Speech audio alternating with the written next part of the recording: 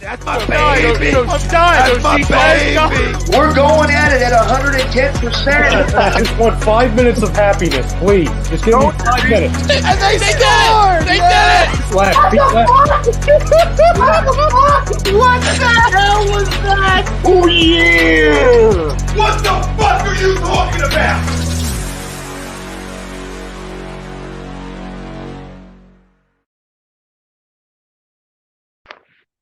Hey, what is up, fam? Welcome back for another episode of the Weekly Roundup. I'm your host, as always, Steve, being joined to the right of me by this guy who can't get his freaking camera straight. I mean, hey, we were trying.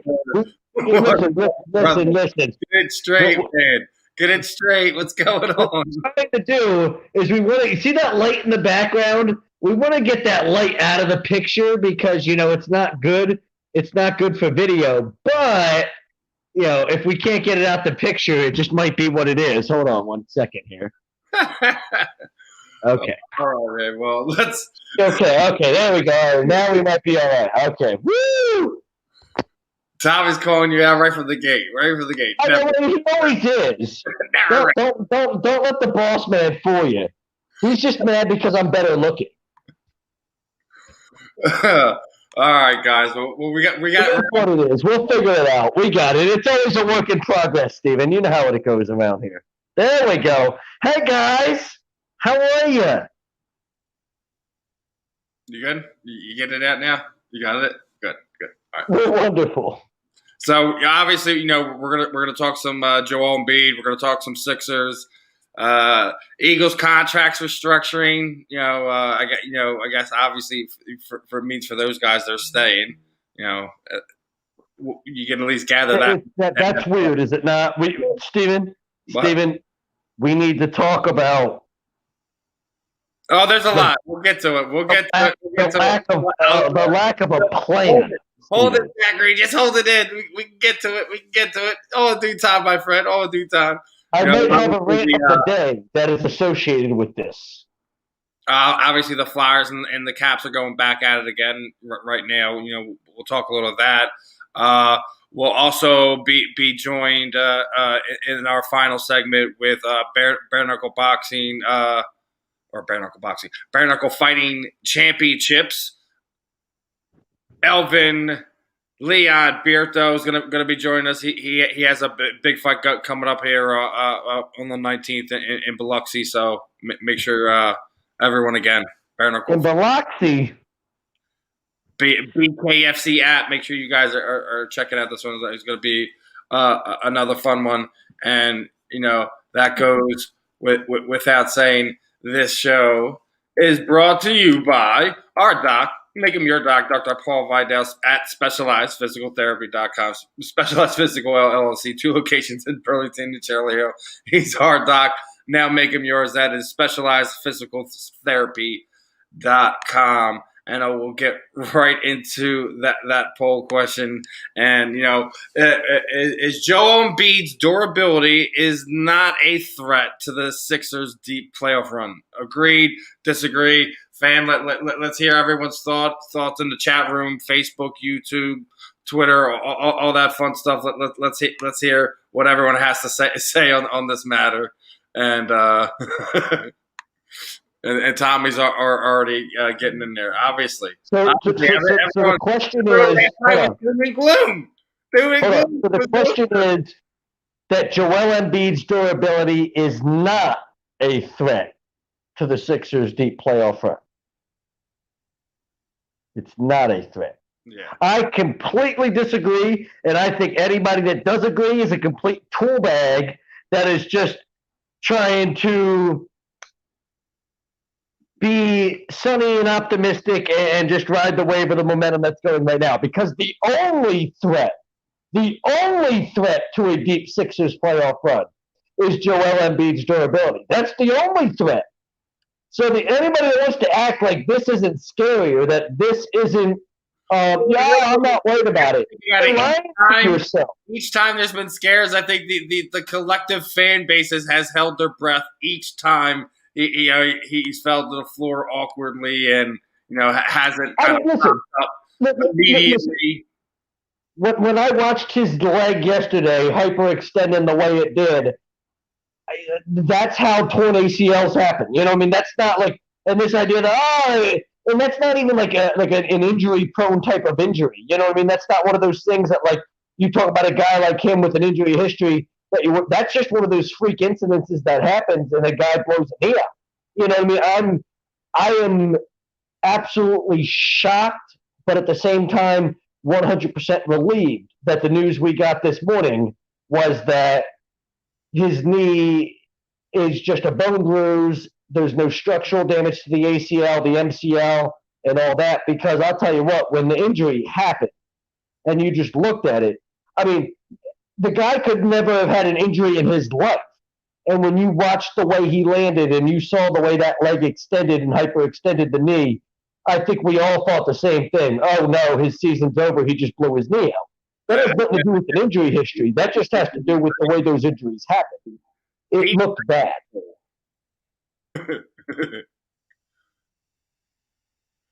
Definitely agree to the poll. Listen here, Peter.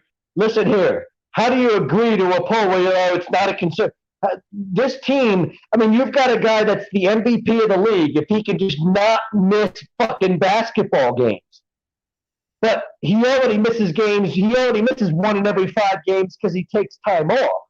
Because, you know, we're worried about his knee and his back and his foot and all this shit. So every 1 in 5 games, the dude's taking time off to make sure that he's healthy, you know, when we come playoff time. Now the dude, you know, I mean, has an injury where you watch it last night. And I mean, until this morning, we were all, you know, we literally did a prayer service on A2D last night because we were convinced that this dude was, and that some type of miracle was needed, or else that we were going to hear bad news after the MRI this morning.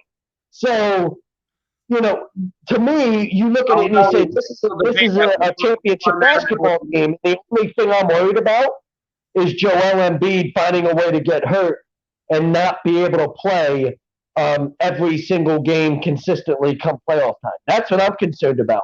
I'm concerned about the guy tweaking his knee or tweaking his foot or doing something stupid where he misses. Oh, yeah, the guy can't play for 2 weeks. Well, if the guy can't play for 2 weeks come playoff time, we're fucked.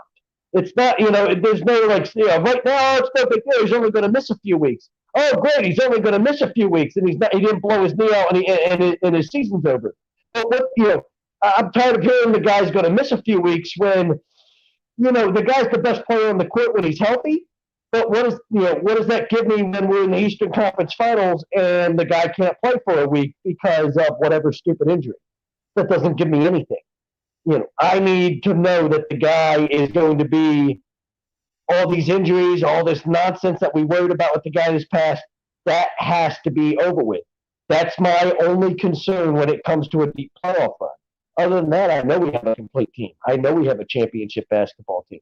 That's my concern. So I think for the poll question, that's my only. I completely disagree because that's my only concern. Like, that's the only thing I'm worried about with this team is that he's got to stay healthy, start to finish. Yeah, I mean, everyone's going to kind of wrap the whole health thing is tied to the Sixers' long-term success in the playoffs, and to not agree with that statement is just foolhardy. You know, we can argue it. We could sit there and, you know, we could sit there and say whatever. Oh, look what the bench has done. Look, you know, look what this part. Like, that's fine in a short sample size, and that's fine. But come playoff time, it's a whole different story. And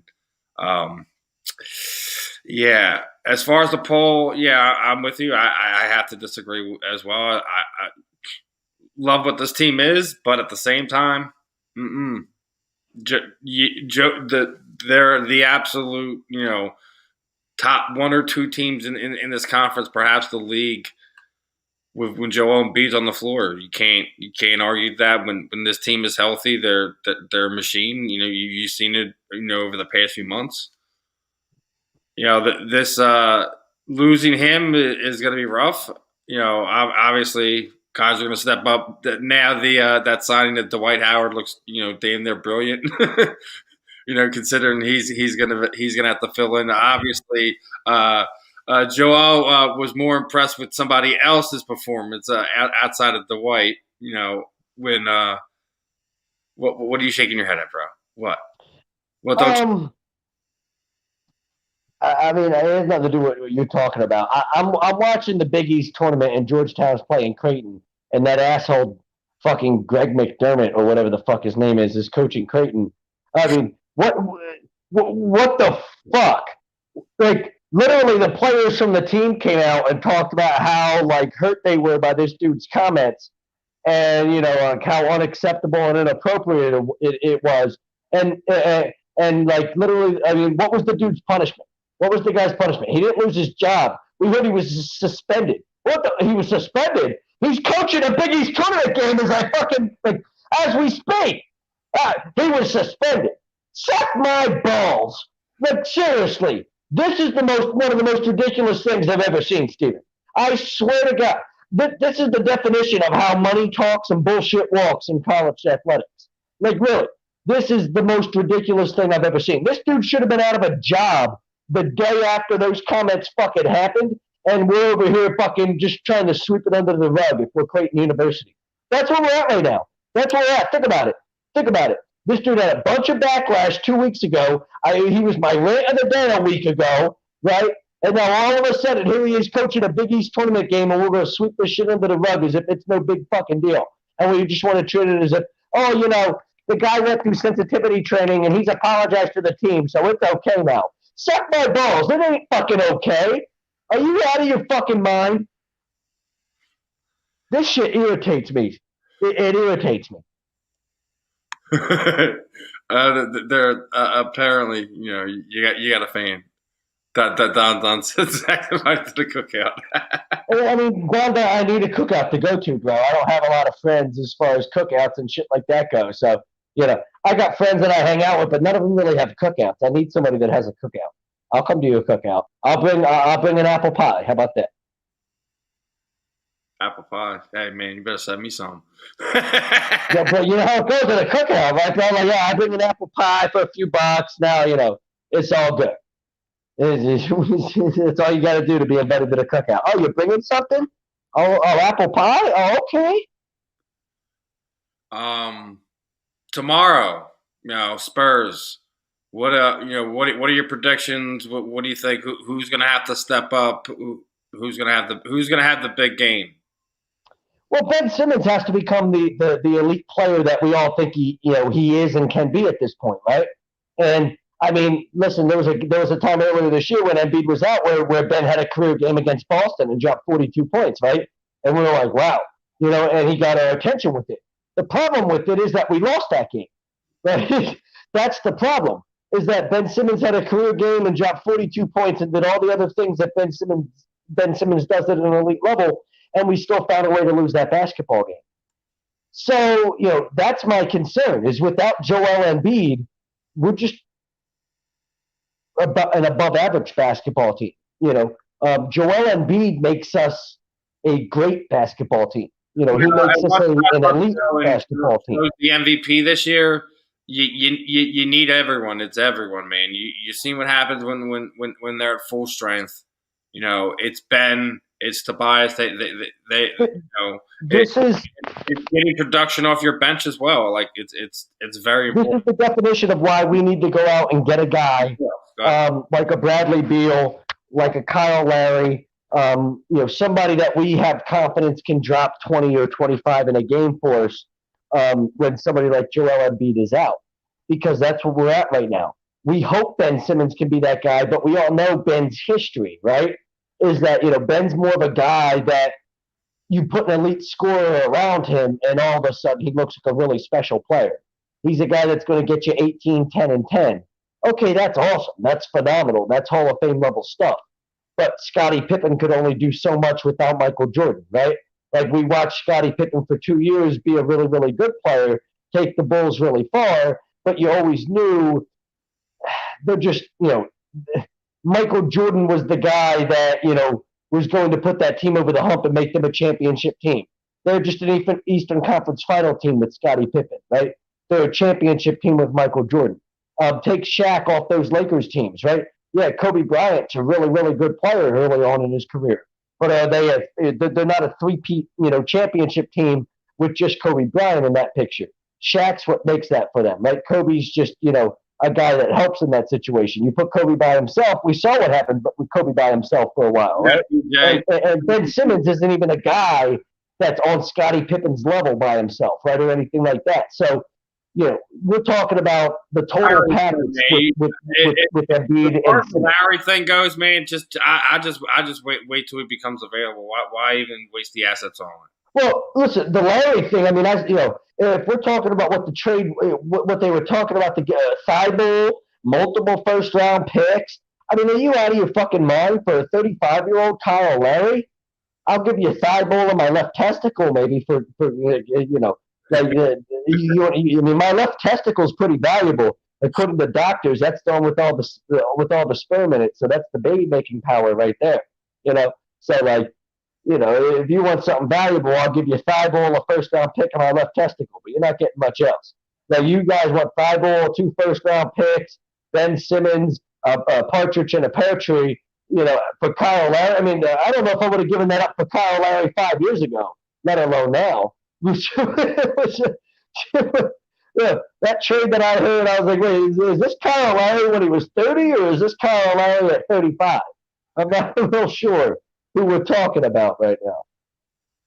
I mean, look, I love Larry's game, but at them prices, like I said, I wait till he becomes available. At that point, let's go get Zach LaVine. I mean, if we're giving up that, I might as well fuck it. Zach LaVine's the guy I'm giving that shit up. All right, we were even that, I feel like, we're giving up a lot. Where was Zach LaVine in that game? Well, again, Zach LaVine's a guy that we all know he's not a go-to guy, right? He's just a great. We talked about this last week. Zach LaVine looks really, really good next to Embiid and Simmons and Curry and Danny Green and all these other guys that we have on this team. But when Embiid goes down and you're like, hey, like Zach LaVine, look how far A2D's reaching out to today, Albania. Albania. I don't know if I trust this. This is like when Frank Vespi was like, "Hi, I'm Baji from Turkmenistan," and it was Frank. Have you ever heard that story? Oh my gosh! Early on in A2D's history, Tom was doing a show live with all the guys for Agree to Disagree, and Frank had created a Facebook profile as somebody named Baji, and he was from Turkmenistan. And he was commenting on all of the A2D sport, all of the A2D videos. I'm Baji, I'm from Turkmenistan, and I'm a huge fan.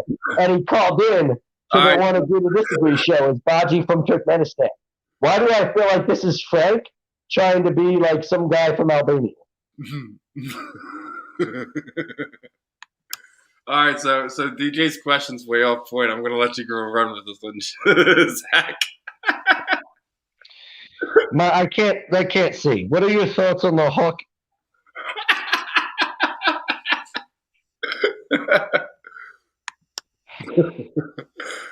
Jim Belushi. There you go, Frank. Thanks for changing the subject.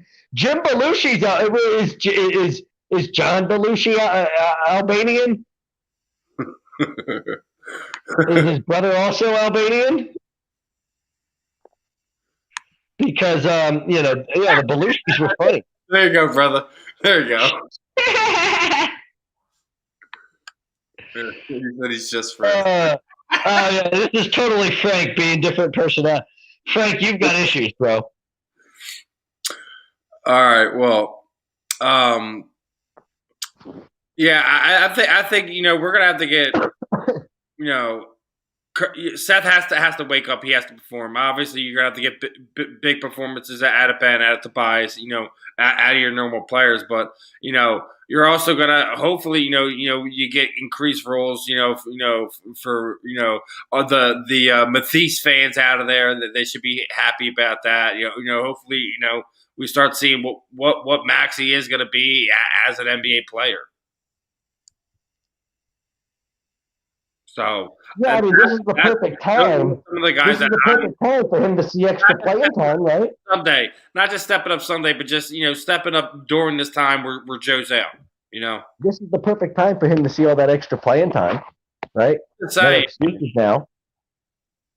Wouldn't it be now, like considering, like, all right, Joe's out, so we're gonna have to like supplement minutes somewhere and give it, have guys move around, do this on the floor, etc. So, like, I guess not only that, we're also gonna see what Doc's gonna be able to do.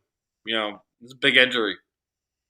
You lose, heartbeat of your team for the time being. So, that's something you have to contend with. But I know you're itching to get on some Eagles topics, some NFL topics. Lots of things. I have a rant. I have a rant that's definitely involving the Eagles. You're not even gonna let me get it out. Go ahead, brother. I mean, listen, we've got an owner right now that doesn't know his elbows from his ass. Okay, and this guy, I mean, he's always one thing that's always been so confusing about this organization is how Jeffrey Lurie wants to sit here and always act. And you can go back to before we won a Super Bowl, right? This isn't even like something that's happened like since we won a Super Bowl. Go back to before we won a Super Bowl, Jeffrey Lurie's always tried to act like we're this great organization. Like we're this organization, one of the top run, one of the best run organizations in football, that we're up there with the Patriots and the Steelers and the Ravens, and all these organizations that I guess you look at around the league and you say, wow, how these guys are well run. Every single year, they nail the draft, they nail free agency, they do all these things, right? Jeffrey Lurie's always thought of himself as, yeah, we're one of the top organizations in football, and we're just not. But not only is it at a point now where it's like, not only are we not one of the top run organizations in football, while somebody like Lurie thinks we are, but this guy is over here being Jerry Jones Jr. I mean, we've sat here and spent how many years ripping Jerry Jones for being the fucking dumbass imbecile owner that he is for Dallas, being way too over-involved, being way too involved with decisions that he has no business making, things like that.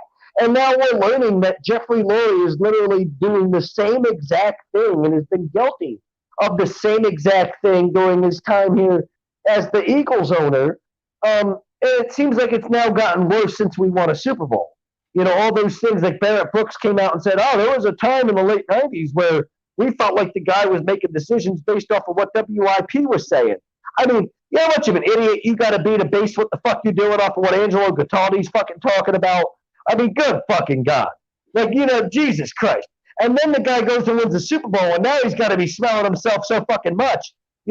He's probably sucking on his own dick a little bit, like, all this shit I've been doing as an owner for all these years, here it is. Here's all the proof that what it's doing is working and that it's successful and that it's justified. We just won a Super Bowl doing this shit. And it's just fucking ridiculous that we got to sit here and deal with all this fucking nonsense. And we're over here, we just saw a fucking report that said that named Howie Roseman as the third best general manager. Somebody named him one of the top 3 general managers in all of fucking football. Like, have we lost our goddamn mind? I'm so done with this fucking idea. We're literally on 3 different head coaches with this motherfucker, and we want to sit here and act like this guy does a good fucking job. Between him and Lurie, these dudes they're the definition of what you don't want your organization to be. And we're over here acting like, is it scary when Daniel Snyder is a better owner than you? Because at this very moment, Daniel Snyder is arguably the best owner in the NFC East. That's how fucked up this situation has become. Jeffrey Lurie can't even be a better goddamn owner than Daniel Snyder.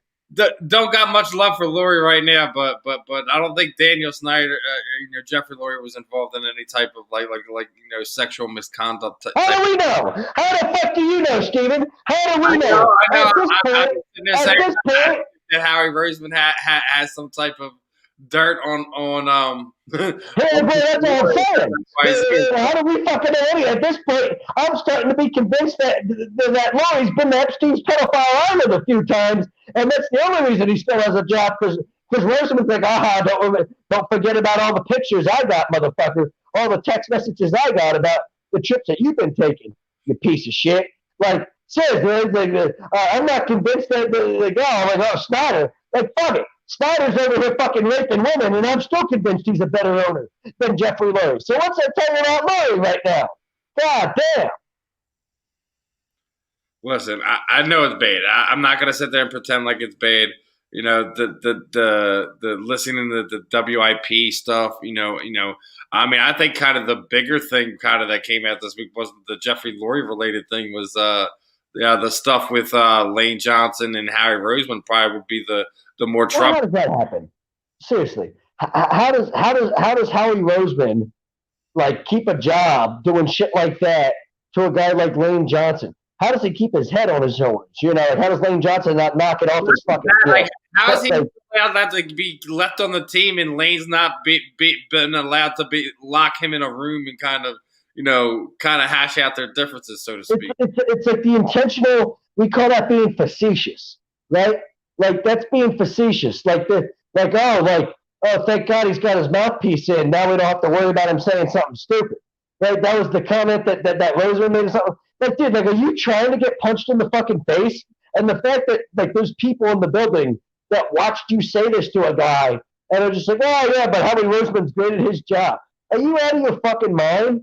Like that's you're intentionally being obnoxious and being a smartass and being an asshole, and like at the same time, you're just the guy that signs these paychecks. You're not the guy that's actually making that money, right? Like Lane Johnson's one of the highest paid left tackles in football. Like, who the fuck are you, bro? I can move on from you like that. I can bring in another GM. John Dorsey could have replaced you like that, but here we are, stuck with you, motherfucker. So we want to sit here and have this conversation. I'm tired of sitting like this. This is the type of shit I'm talking about. This is like Jerry and Stephen Jones running the Cowboys. Like, are you out of your fucking mind? Like, this is where, like, Jeffrey Lurie, it's like, you hear stories like this, and you're like, how has this guy got a job? Oh, well, Jeffrey Lurie really trusts Howie Roseman. He trusts Howie Roseman. Trust him to do what? Insult his fucking players? And trust him to do what? Stab guys in the back?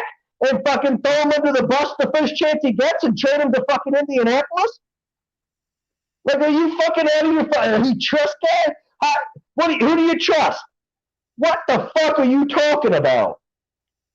I mean, it's beyond troublesome. Like I said, I said it all along. We got rid of the wrong guy. I said it all along. We're going to want to pay him for this. It's going to get ugly. It's going to get worse. I know I like to be Mr. Optimistic like everyone else, but like with knowing what's going on behind the scenes right now, I don't care if they land just about every one of them. I don't know if you can overcome all that stuff that's going on behind the scenes, too. Damn it, Steven. Here you go, dude. Here you go. What happened was, there's a lot of sports on the TV at the moment, Steven, but I lost the batteries to the remote because I'm a fucking mess. So now I can't change the time. The Flyers are on, and last I checked, they're getting beat again. I think it was 4-2. What happened? I said last I checked, the Flyers are on, and we'll be getting to that soon because Washington, about 4:03 left in the second. And because they're a shitty organization, you know what's going to happen? Their defense is so fucking bad, but they're not going to trade for jack squat leading up to anything. So we're just going to ride and die with the team that we have as we get to the playoffs, and this is the results of what you're going to see. Yeah, but you're going to have to give up too many prospects that they like or have intention to keep. Like, here's the other thing to think about. Okay. So that's your fault for them not drafting good fucking defense. You might not think this is like popular in that sense. Like, listen, if you're going to do something like that, go look at guys that you possibly are keeping or possibly not keeping when it comes to Rule 5 coming up, and maybe see you make a move there. I think JVR, Voracek are two guys that are names that you could move To go get a piece. I mean, at this point, your problem isn't offense, right? Your problem is defense.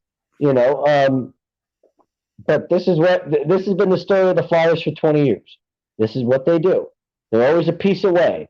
They've always been a piece away. Since 1978, or the last time they won a Stanley fucking Cup, they've been a piece away. So, when's that going to change, Steven? 49 freaking years, right, brother? When's that going to change? Years. And every goddamn year, I got to hear from people like Metal Matt and Brian Daly and Rob Pobia, how good the Flyers are going to be this year. This is the goddamn year. Woo! They're going to win a Stanley Cup this year. And every year it's the same damn story. And this is why I laugh as I watch the Tampa Bay Lightning and I watch real hockey teams that actually have a chance to win the Stanley Cup, play every goddamn year, because this is what we go through with the Flyers. And this is why I stopped being a Flyers fan when I was like 6 years old. Because I learned they're just a shitty organization. Flyers better make a trade. That's like asking Ed Wade to make a trade back when, remember when Ed Wade ran the Phillies? Remember when Ed Wade was the Phillies GM? One thing was guaranteed every goddamn year with Ed Wade. No matter how close you were to making the playoffs, he wasn't going to make jack shit happen at the trade deadline. Nothing. He was the dude that was going to bring in, Corey Lytle, instead of actually going to make a trade that was worth a goddamn. That's what Ed Wade does. He trades and he gets Tyler Houston. Oh, we got a great bench player. I've never traded Tyler Houston. Corey Lytle was the guy we went and got in 2004 in the middle of a goddamn playoff race. We went and got Corey Lytle. Corey fucking Lytle. But real quick, before we get into this next segment, our next segment is brought to you by Body Check Wellness, and they are a line of products that promote wellness, balance, and recovery by using the full potential of health. They come in extract, blends, gummies, and topicals. Use promo code A2D for 20% off your order at bodycheckwellness.com. Now, the Flyers and potential trades have never been good. It's always been bad. I don't know if they'll ever get over that stigma ever. Not till they make a trade that's worth a damn at the fucking deadline when they have a chance to win a Stanley Cup. No, they're not going to do shit. Well, this is one of the case, Frost, Nolan, guys like that are, they're, you know how you get over that stigma? Again, the Phillies had that stigma. And then, Ruben Amaro went out and traded for Cliff Lee at the deadline one year. And we were like, well, that stigma's over. There goes that stigma, right? That's how that stigma fucking ends.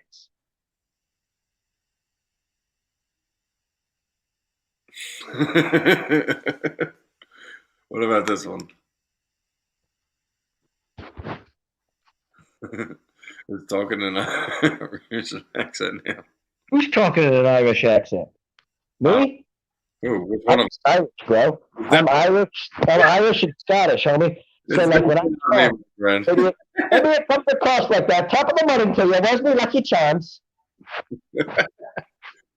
But no, it's like I said, if I'm making a move, I'm first kicking up tires on guys I'm potentially not protecting for Rule 5.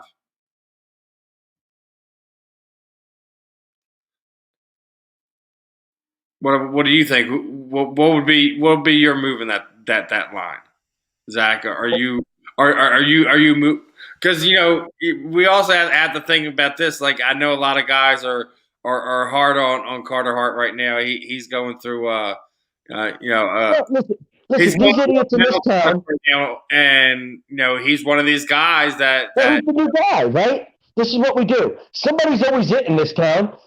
Sports in this town is a giant game of tag, and somebody's always it. And now that Carson Wentz is gone, Carter Hart's it. I mean, tag, you're it. That's the way this works. So he's the guy now that's gonna he's gonna get every lightning rod of hate that comes from every angle of this fan base, because that's what they do. We need somebody else to hate on. We just need somebody. With Ben Simmons, that's old news, right? Carson Wentz, that's old news. Doug Peterson, that's old news. So it's one of those things. Pat Barrow used to get this treatment here. With Abdul more than likely going to be making the roster for the Phillies, I thought he would be becoming the new public enemy number one. He might be. As long as Mickey Moniak makes the roster, I'm actually all good with all that. Like, I really am. Tell me, why do I need to watch Roman Quinn do anything again for another goddamn year? Like, I am tired of watching Roman Quinn do absolutely nothing on a baseball field. Like, really. Like, how many years do I have to watch this guy do absolutely nothing before we get the idea that this guy absolutely stinks and he has no business? Like I'd rather watch Mickey Moniak waste my time than watch Roman Quinn. Like, at this point, it's like, at least if Mickey Moniak's wasting my time, we're finding out what Mickey Moniak is. We're like, okay, like, is he Mickey Moniak or is he Mickey Morandini? Because Mickey Morandini was a pretty fun player for a long time. You know, who is he? Right. Is the guy just stink or what? But, like, at least I can figure it out what the guy is. Like, I don't need to watch Roman Quinn just stink. Like, literally, Roman Quinn and Odubel Herrera are the same player, except Odubel Herrera is a little bit better. They both give me the same fucking headaches. I get the same migraines. They both do the same stupid knucklehead bullshit. I agree. I think Odubel will make the opening day roster. Roman Quinn, I mean, like you said, we've kind of already seen that. The upside with Odubel's a little bit, not even a little bit higher. He's a slightly better player, right? Like, outside of that, they have the same skill set. So if one's making the team, I don't need the other to make the team. If Odubel's making the team, I don't need Roman Quinn to make the team. If Roman Quinn's making the team, I don't really need Odubel to make the team. Like, I really don't give a damn. Like neither one of them is that good of a player where it fucking matters. But yeah, here we are. Second intermission, 4-2. Van Dijk and Patrick with goals tonight. Like I said, man, if you have to move, one of the two aforementioned forwards I named, JVR or Voracek, which absolutely turns my stomach, thinking that we'd have to get rid of either one of them, considering what they mean to this team at this point in time.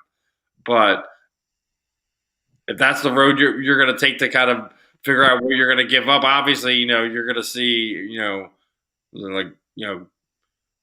Ghost or a couple guys like that kind of get thrown into the mix there. If you're the Flyers GM making a trade offer, who are you throwing out there? You're really gonna put me on the spot like that? Oh, I am, motherfucker. I don't fucking know. Who do you trade, Steven? Who's the guy that you say you're the Flyers guy, right? Who's the guy that you say, like, is a good enough player that's enough of an asset that you can trade him, but at the same time you're okay with giving up? I mean, JVR, I really don't see where you get a market for that really gets you back something that is going to help you with what you're going to be losing. And Voracek is probably a guy that has more of the street market value, so to speak. But the intangibles you lose there is beyond anything you would lose with JV. I think the answer would have been you should have gone and signed somebody. I don't know if there was like a defenseman out there of value, but I think you could see what was missing with this team, and maybe that's still like we're still young enough. Maybe that's what you go do this offseason. You go and like the missing pieces of an elite defenseman, and you go and try to sign one of them to a big time contract. But I mean, like, this is just typical Philadelphia sports. You're a piece away, and whatever, just like in 2005 with the Phillies when you were like a stud pitcher away, and Ed Wade never went out to make a move to get the stud pitcher. Instead, we got Kevin Millwood. Like Kevin Millwood, awesome. Like, way to fucking go. He was like the fifth pitcher on a Braves organization. Like, Jesus Christ, I'm excited. And then the guy throws a no hitter in April, and you're like, woo! And like, the guy has a 4 ERA the rest of the way. It's just like, Jesus God. Like, I'm not excited. And like, you had your opportunity to go and say, well, what was needed? Well, we all knew in the offseason what was needed, and you didn't pull the trigger and make things happen that was needed. So now you're in a position where you're either going to give up, assets that you probably don't want to give up, or you're just going to come up a step short again. Like, this isn't a Stanley Cup team. It's close, but it's not a Stanley Cup team. But is it worth trading assets that you have in order to go get a defenseman? If you're making in the cup team. It's quite similar to the team you've seen last year. Like, yeah, you have improvements on a lot of them younger guys, but I don't think it's enough to kind of get you to where you want to ultimately go or be. So yeah, you're gonna have to make a sacrifice somewhere, and hopefully it's the right one. Yeah, I mean, pretty much that's what it comes down to. It's rough, man. It's one of these things where they always make the wrong choice here. You could tell that they need something. No, they need something to kind of change things up. And at this point in time, I think a trade is kind of one of those things that could do it. I don't think there's anyone you can like really sign that's going to help them right now or anything like that. So. Yeah, I mean, if you're looking at it, I mean, like, again, I'm not the hockey guy, so I don't look at it like if we're talking about trades you make at a deadline, I'm not in the risk versus reward business when it comes to hockey trades. Like, if we're talking about making a baseball trade at the trade deadline, we can sit here and talk about, hey, did they give up too much? Was that worth it? Yada, yada, yada, whatever. But this isn't the baseball deadline, right? This is hockey. I'm not the guy to talk to about that, but we know what the Flyers need. They're a step away from what they need to be right now, right now, I mean, I think it's going to be hard for them to compete with teams like, I mean, you've got a guy like, a team like Toronto that's got Austin Matthews that's got 20 goals in 24 games. When you've got a guy like that you're going to go up against in a playoff series and you don't have a defense,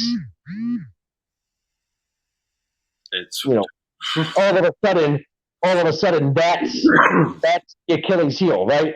Like, that's where you look like a team where it's like, oh, we're not good enough, right? You go play them in a 7-game playoff series, and they've got a guy that's a 50 or 60 goal scorer that can literally take over a game like that, and you don't have a defense, you're fucked. I mean, literally, like, you're fucked. You're asking Carter Hart to go be Superman. You're asking him to go find a phone booth to change it, to go to and then change into Superman. Obviously the select few fans that are in attendance are probably not too happy with what they're seeing on the ice. Obviously, the repeat performance of a few days ago. At least with the Sabre game, it's something they came back from. This team has fight. It's not like they're out of it, but like, not a good look right now, my friend. Not a good look, dude. I found the batteries. What's the battery for exactly? That means I can put on other things. Sitting there. What happened? I said, what's the battery for, or did you just find a? Oh, it's for the remote. Remember, I told you the remote had lost its batteries, and I couldn't watch. Like, I was stuck watching this punk ass basketball game.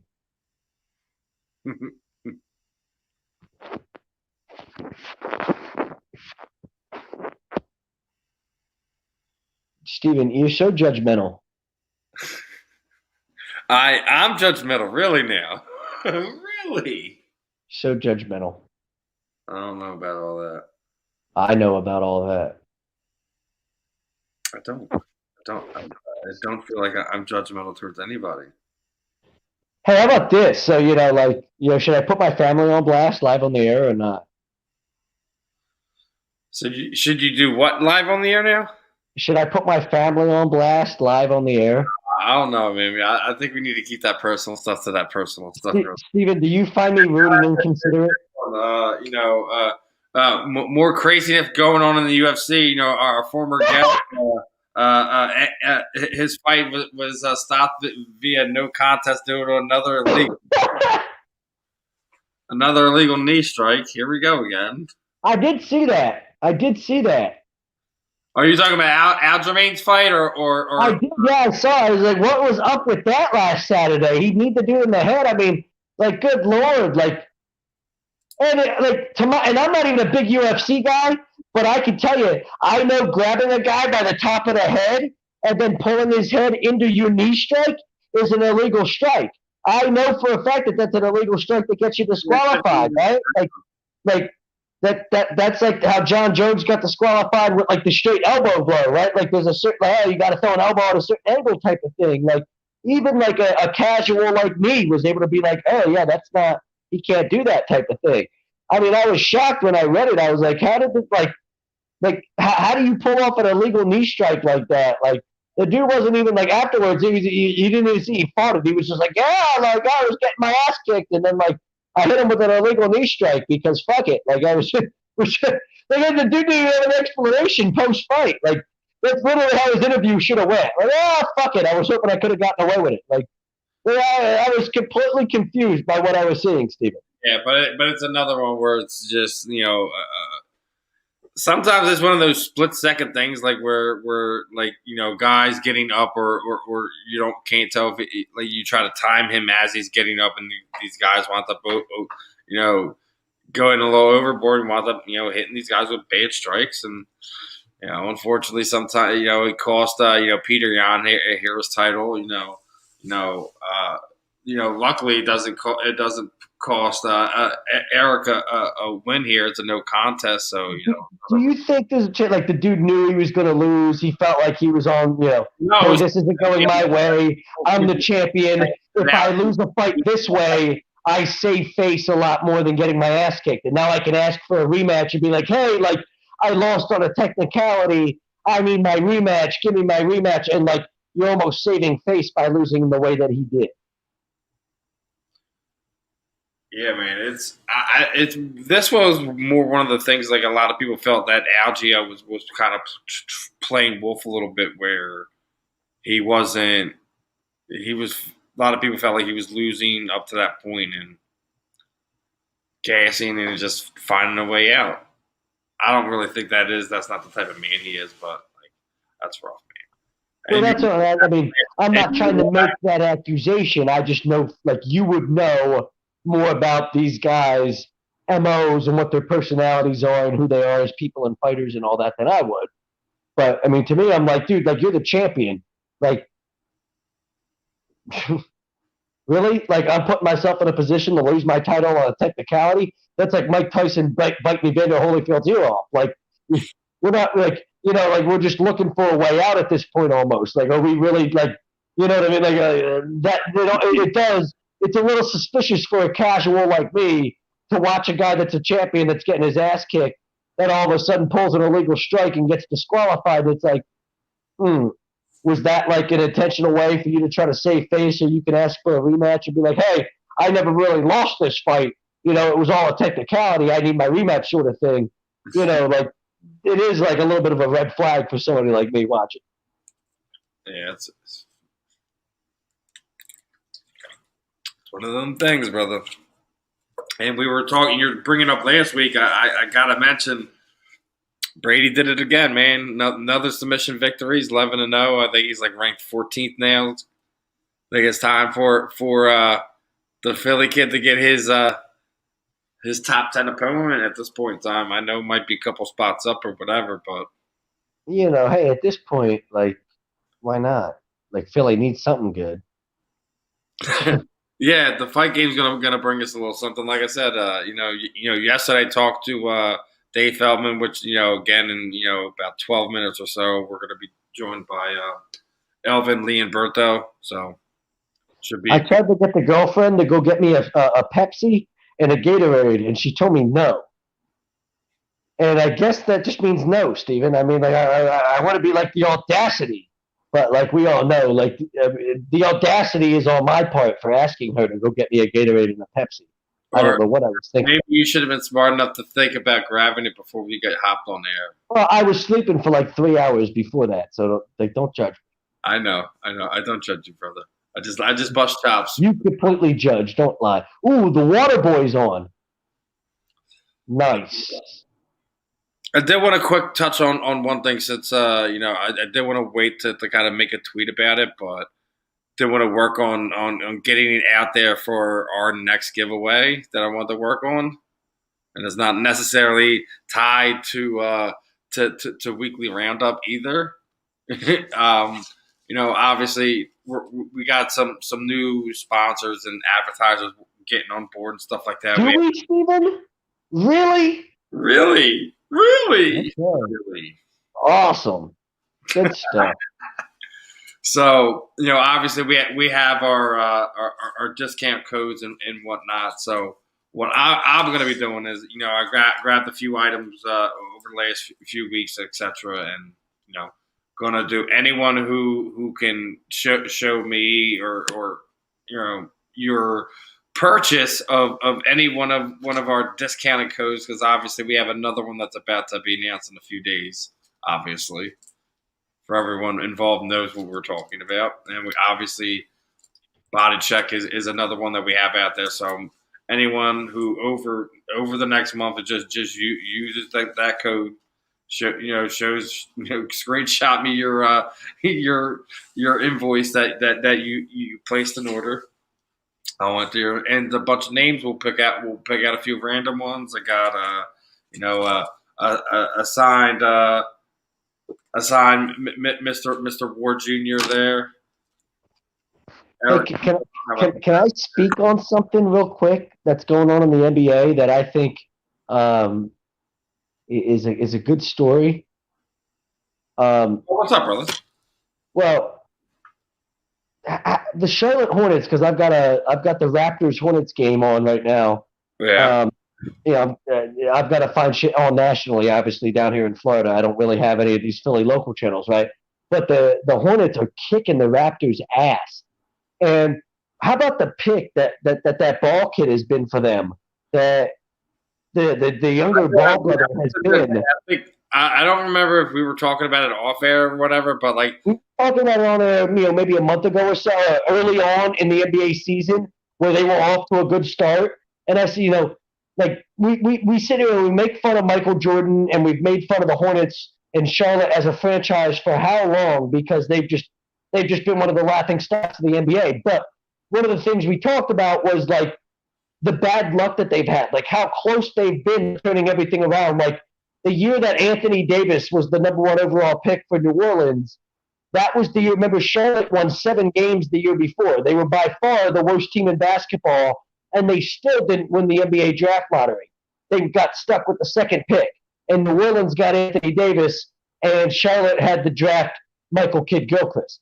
Right? Like shit like that happened for them. Like, and they finally were in a position where, like, they went and signed Gordon Hayward, and everybody ripped off, the signing, all the money that they gave Gordon Hayward this offseason. Then they draft the younger ball brother, right? The younger ball kid, and he's probably my rookie of the year right now. Look at the impact he's had on that organization, on that franchise. They're all of a sudden a playoff team. If the season ended right now, they're a playoff team. And I think not enough people are talking about the turnaround that organization's gone through and how good their future all of a sudden looks. And it's changed like that, right? I mean, they're like a legitimate free agent signing away from being a team that takes the next step. The right draft pick and signing the right free agent, and they finally nailed the draft pick, and it's Hayward. It's like, what a perfect signing that was for them. Maybe that's anywhere else it's like, oh, that's way too much money, but what a perfect signing that is for them. But they become. I mean, I feel like Charlotte's all of a sudden like a legitimate big man away from being an Eastern Conference contender sort of team, right? Like they're not that far off. For the first time since Michael Jordan's been there, they look like an organization that isn't that far away from being somebody that's making some noise in the Eastern Conference. Hey man, listen. Like I said, you get lucky with a few things. Like I said, sign the right guy, laying the right pick.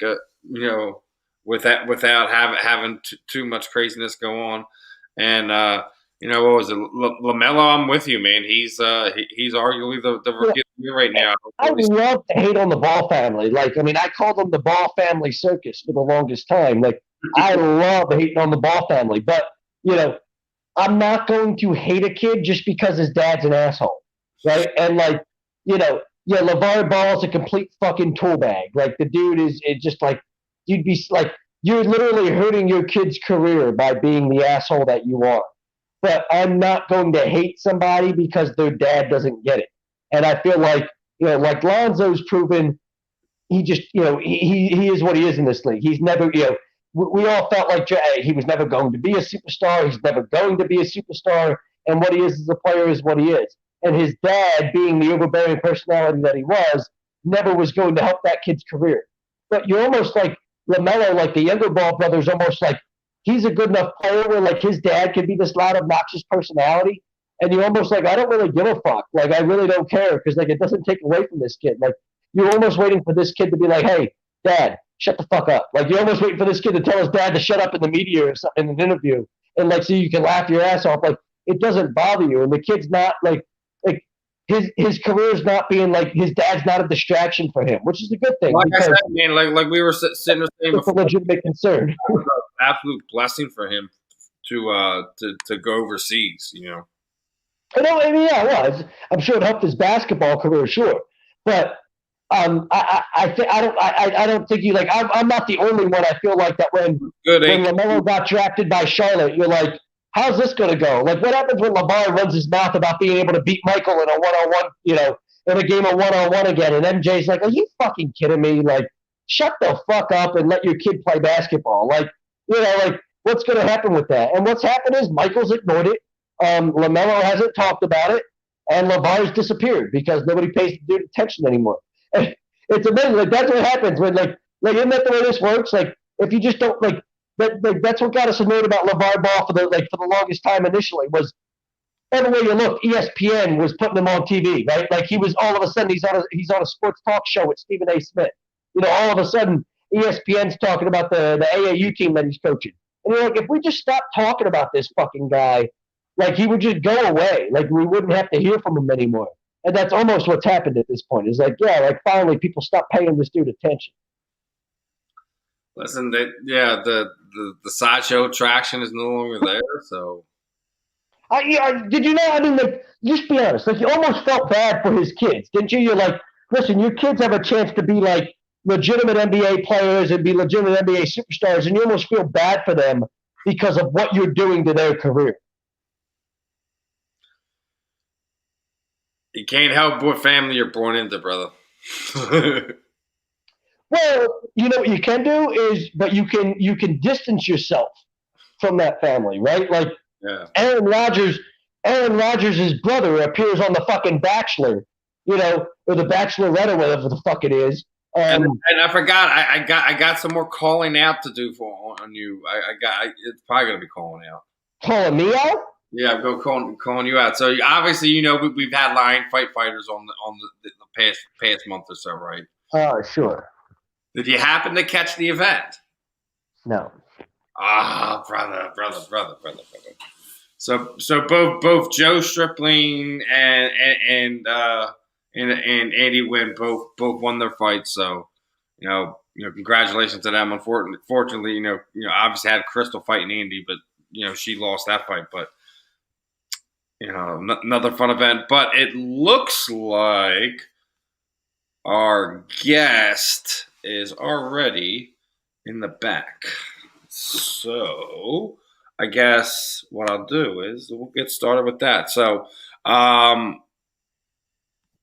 we're gonna get ready to bring him on, and so our guest for this tonight is Elvin Leon Brito, and he's gonna be fighting bare knuckle boxing, Biloxi, Mississippi, BKFC 16, technically 17. As Biloxi, Mississippi.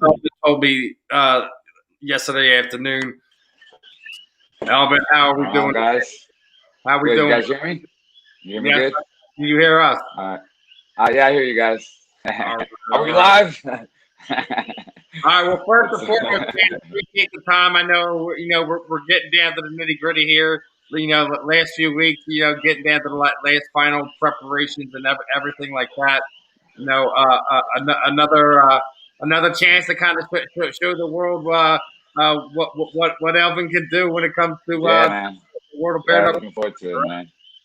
And I wasn't hurt after my last fight, so we've been training. We've been like in the back burners, just waiting to get scooted up front. So now it's our time. We're up, so we're looking forward to it.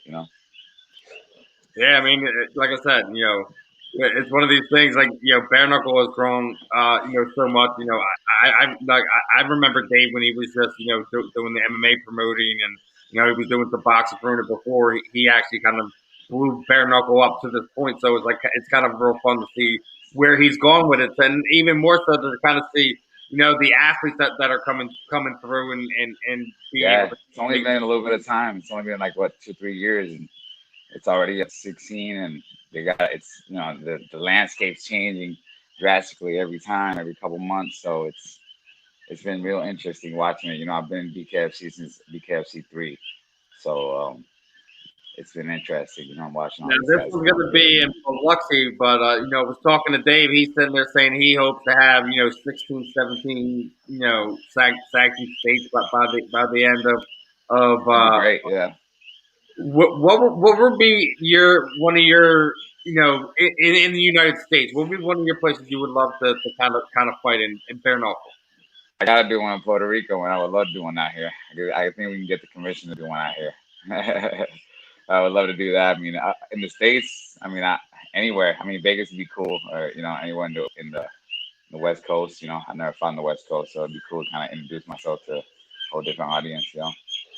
But yeah, I would love to bring it out to Puerto Rico though. Oh man, of course, everyone wants to go. But see, isn't it when you fight in your backyard, you kind of bring more craziness, more pressure to the situation? Yeah. It's like a pride issue. Last time I fought at home, it's the same thing. It's like a pride issue. You gotta go all out. I mean, So it's definitely exactly because it's one of those things, man. Like you got your family in your corner, you got your friends. yeah, you got to. Yeah. Good. It's like man, I Depends can't. on how you deal with pressure. But you can't. It's like I can't lose this fight because it's gonna ruin the whole rest of the.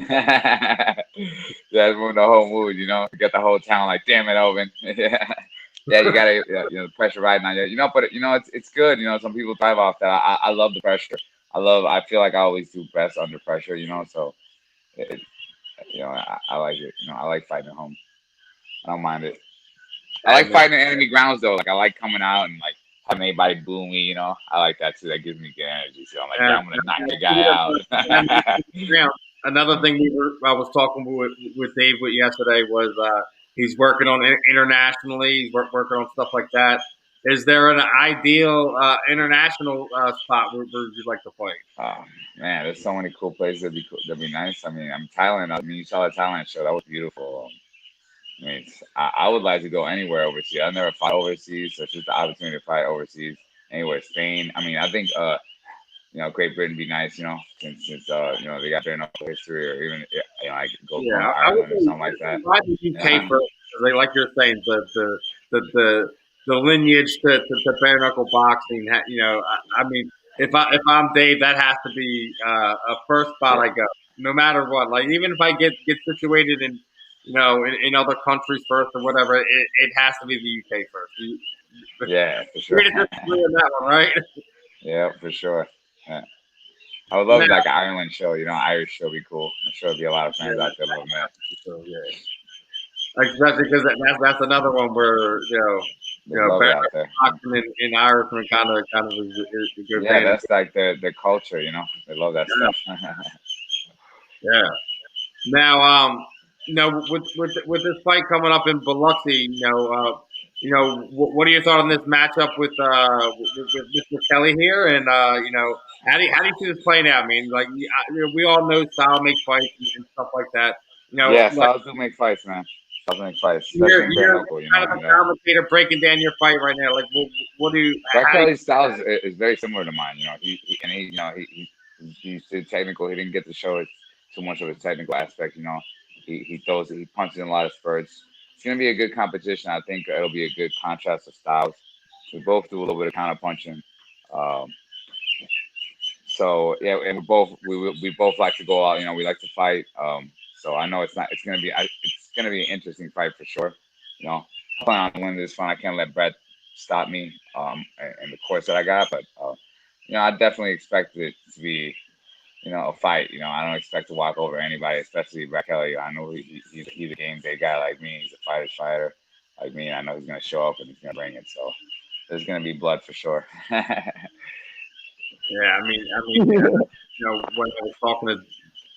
I was talking to Dave yesterday, when I was asking him, one of those fights one of those guys that kind of stands out outside of norm that people hear at, what was already announced on like the co-main and main, and your fight, your name is one of those names that came up, and I'm sure you got some eyes on you tomorrow. You say you like the spotlight, you like the presser, and well, what are the fans gonna see when they tune in to see the scrap that I'm running? Well, yeah, I have my own style. I bring my own, technical style to bare knuckle. Some people love it. Some people hate my style.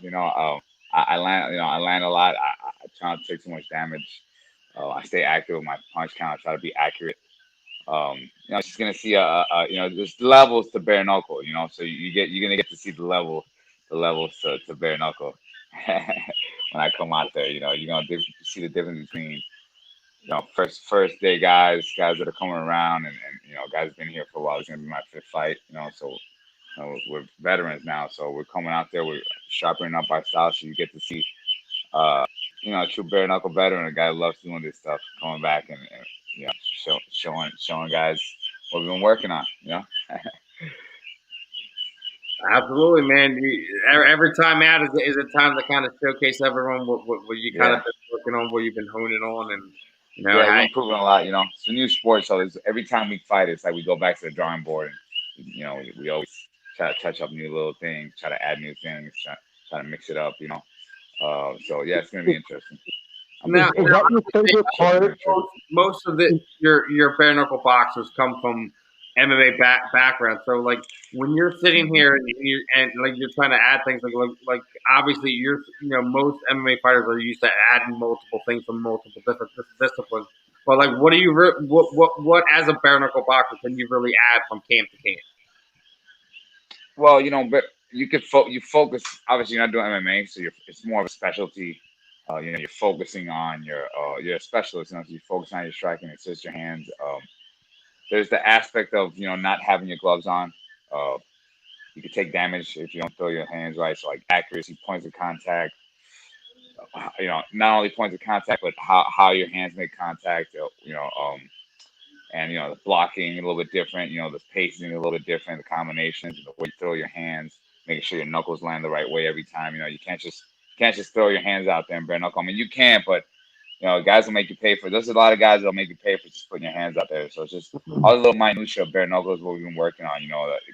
The fight changes drastically when you take the gloves off. A lot of people don't realize that, so they're in there. A lot of veterans, even guys that have been fighting for a real long time in MMA and boxing, they come in, they're like, oh, it's like boxing with the gloves off. They take the gloves off, and they're like, it's shocking. It's like a shock when you go in there, you realize it's a game of its own, and the pain is different. It's a whole different sport. So we're just making our adjustments. We're trying to be more technical, but at the same time, because I'm always been a technical fighter, but not only being technical, but being more imposing in the ring. Since I'm fighting 165, it gives me a chance to just focus on strength training, focus on conditioning training. So we've been just working on just being stronger for this fight. Brad Kelly's a big 165er, so we just want to make sure we got enough power to lay it on him and just keep laying it on him, though. Not only power, but endurance, and just being able to just piling on him till he can't take it no more. So he can't take it no more, the ref can't take it no more, and the fight gets out. But yeah, that's what we're working on. We're working on just all the little tweaks, not being too overly defensive, but also being imposing, because I have a tendency to a lot of times just kind of let guys, even though it's a bare knuckle, just kind of come at me and hit me. So we're trying to just focus on taking opportunities when they present themselves, and eventually get a knockout. I want to finish with a knockout of this fight. Brad Kelly's a tough dude. I wouldn't be surprised if he make it all 5 rounds, but I mean, I'm going to come in there to finish, and I respect this guy, but listen, hey man, I want some bonus money. I definitely want. Yeah, I'm trying to get some bonus money for sure. How you drink it? Listen, I need a big one. Give me 1 second before my phone dies. I'm definitely trying to get that bonus. That's for sure. Brad Kelly's a tough dude, man. I'm not trying to get a fight of the night. That's like not something that you try to look forward to in bare knuckle. I want to get a good knockout of the night, like I did in my first outing out there. You know, I want a knockout bonus. We've been working for the knockout. That's what we're trying to do, and I mean that's what Brad Kelly's facing. You know, the most confident and just ready bandito that has come out. He's gonna be the best version of me that's fighting bare knuckle, and you know he's gonna have his hands full. It's gonna be a real long night for Brad unless he's ready. I'm sure he's prepared himself. He's been worried. You know, I know he's worried about my style, have a unique style. So yeah, I'm coming in for the win. I'm trying to get that belt, so I'm not. I'm gonna be showing. I'm not. You know, I'm gonna be showing what I do when I go in on Friday. You know, there's not really much to say except the fact that I've been training really hard, and I'm coming to win. I'm coming to Biloxi to win. I'm not coming to see if I win. You know, I'm coming to take that win from Brad, and I'm gonna move on to the next opponent. And I'm gonna get that belt for the end of the year. You can't ask for something, especially in MMA. You just gotta take it. Yeah, You you know, gotta go for it. and it even holds even more true when we transfer it over to what it is at bare knuckle boxing, because you know we're talking about a smaller grown sport where you know the fighter pulls a you know a little bit of a difference, because you know obviously with the fact as a as you find out what how many people have been applying for fighter applications for bare knuckle. Oh yeah, yeah.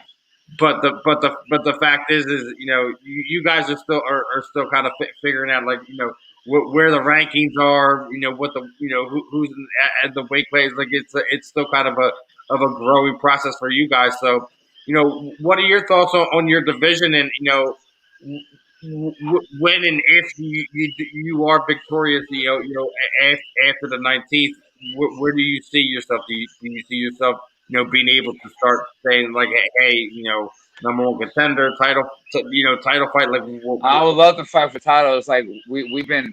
It's almost like we've been already. I've been fighting some of the best guys in 165. You know, I fought Harris Stevenson when he was undefeated. I fought, killed Harris. Um, I would love to fight the winner of the main event for the belt. I mean, I think we've already fought enough 165ers that whoever wins the main event, we're gonna be on a winning streak, and we're gonna be top contenders, and I don't see no reason for any more tournaments. I think we should get all that shit settled out of the way, and when all the dust settles, we see who's gonna fight for the belt. You know, we got so the best 65ers fighting in one. so in your The best opinion, 65ers are fighting. there should already be a short list of who's fighting for the title, and if there's any tournaments that the guys that have already kind of cut their teeth on it shouldn't have anything to do with it, right? Yeah, I know. I mean, we already. I think the best 65ers are pretty much fighting on this card. So like, and we've been fighting the best 65ers since we got here. So it's like, what more do you want to give us the belt? I mean, let's go out there and do what you want. I'm really interested in fighting the winner of the main event.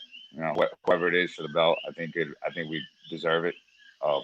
Whether it's Joe or whether whoever wins the fight, I think Now, we deserve the title shot. we're gonna be walking right into my next one. Is kind of some of the fights on the card. Want to kind of get your thoughts. You're already talking about Joe and Leonard that Garcia, they're yeah. going at it Yeah. in the main event there. What are your Yeah. thoughts on that fight? How do you see that one playing out? They're both like very similar, very aggressive fighters. I mean, I think somebody's gonna get knocked out. Yeah, just because of styles and fights. Yeah. I think that one's. I don't think that one's gonna They said, disappoint anybody. get my bonus check ready. Yeah, no, yeah, that's definitely somebody's getting a bonus check off of that. It might be fight of the night, but it might be knockout of the night. I expect the finish. Joe's my guy. I'm cheering for Joe for this fight. If Garcia wins, I wouldn't be surprised. He's a veteran, but I'm pulling for Joe in this fight, and I really think that the top 165ers are going to be fighting next week, and I think after by Saturday, it's going to be a lot more fleshed out, and you're going to get a lot more understanding of who should be who's championship material and who should be competing for that belt. What about the co-main event? Uh, Barnett and Chop Chop. And Barnett, he's one of those guys, man. He's built he's bare knuckle style from the ground up, and he's every fight he's come out, he's better, more sharp, more savvy, more put together. And I just Chop Chop, he's a veteran boxer, but this isn't boxing, Yeah, Barnett's coming on that's his own, exactly and what Reggie was saying to me when we had him. And this isn't boxing, man. And Reggie's got it. It's just, all respect, but this is boxing, and Reggie's got his style. He's been honed in on his style. He's gotten better and better every fight, and I expect him to get even better this fight too. And I just don't see him losing. I see him contending for that title again at the end of the year. He'll probably get that fight. He deserves that fight with that. Once he gets this win, it's gonna be undeniable. They're gonna have to give it to him. Yeah, I think if he's victorious, no matter what, they can't tell him no. No way. No conversations, no arguments. No. Anyone who's saying it any different is just a rider, man. Because that's Yeah. No, man. You earn your keep. What else do you want? Yeah, get a man what he deserves, and he's been working real hard. He's the face of the company. He's a grinder. He's a company guy. He's always there at the shows, like me, whether he's fighting or not. I think it's time for them to. Once he's done with this guy, I think it's time for him to get that title shot. So with this one, after you're done with it, are you trying to within reason, as long as injuries and whatever, are you trying to have a quick turnaround? Are you trying to fight back in again in July? What's kind of the I'm always down to fight it. It always depends on how you come out of the fights. But if I could keep the trend going of how I've had my last 4 fights, I'll be ready to come right back. I'll be ready to ride, and then just give me a month or 2 to recover and make sure I'm 100%. And we're back to because you need time to train again and build yourself back up. But I would like to fight 3 times at least this year. I think I've done it last year. I fought twice. Last year I easily got another one in. So I'm looking for at least 2, 3 fights. Hey, if I don't get hurt, we'll do another one. If you could do a quick turnaround, get a quick knockout, why not? We should come right back. Why not? I mean, it's what you want, man. The quick turnaround. Yeah, that's what I want. I love fighting. Either get more money to get paid, or to continue to go up the rankings, to continue to hone and test your skills, like you said.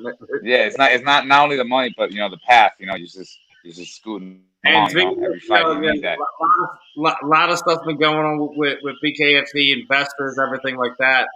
Dave's been hitting out a rumor around 2 big signings coming the coming week here, along with your guys' fights.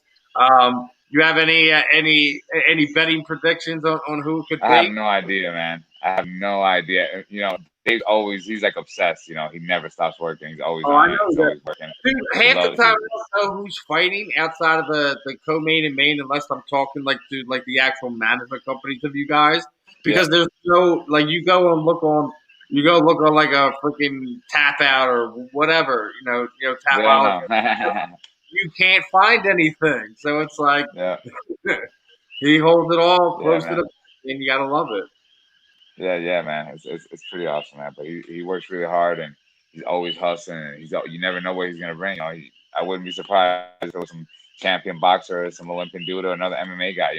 There's been rumors of some more. From what I'm hearing, it's MMA guys. Some heavyweights. I'm hearing it's some heavyweights. That's what I'm hearing. Well, and the fact that and Alistair Overeem was released within the past month, and you're telling me it's heavyweights now? Come on, man.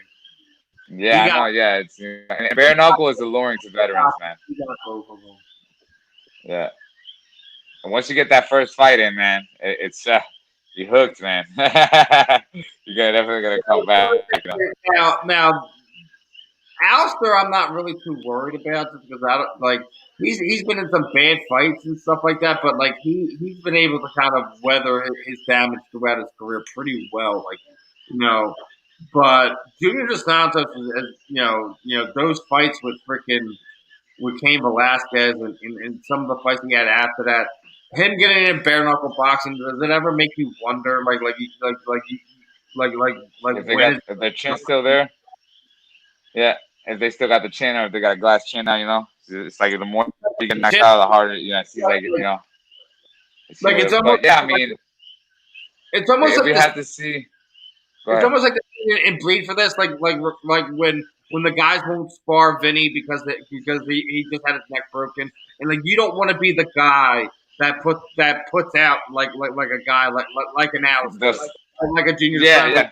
the point where like, they're not the same human being anymore. But putting fighting aside, they're like a lot of guys don't want to be that guy. So like it's one of these things like when you Yeah, get yeah. Well, when a fighter's like not only past his prime, but he's done. Yeah, it sucks seeing fighters, go fight past the point where they can't fight no more. It's just some guys just don't know how to let it go, and unfortunately, for some people, this is all they have. This is their life. So it's like you're asking them to give up their life when they tell them to stop fighting. It's like so it's really hard to just turn it off sometimes. yeah, I Fortunately, agree with you that, have to but know when to put up the gloves. You have to know when yeah. to put up the gloves. But nobody could tell you. Nobody could tell you when you're done. It's like you have to be able to accept that yourself at some point. And bare knuckle is ruthless. And if you got a Well, weak chin, there's, it's not gonna there, help you in there. there's nowhere um, to hide this sport. This sport's unforgiving in that aspect. yeah, I mean, if you got a strong chin, it doesn't matter because it doesn't even matter if you have a good chin if you get caught on the right spot because there's a different kind of contact because there's the nerves they get hit and they get compressed. It's like bone on bone, and I mean, you can get your lights turned off. I mean, you don't even have. It doesn't even matter if you have a good chin if you get hit on the right spot. So like, it really depends. How their style translates to bare knuckle. You can't stand and bang in bare knuckle unless you want to have like one fight every 2 or 3 years. But like so, um, it really depends on how they translate the fight. You seen Jason Knight, 2 fights he did.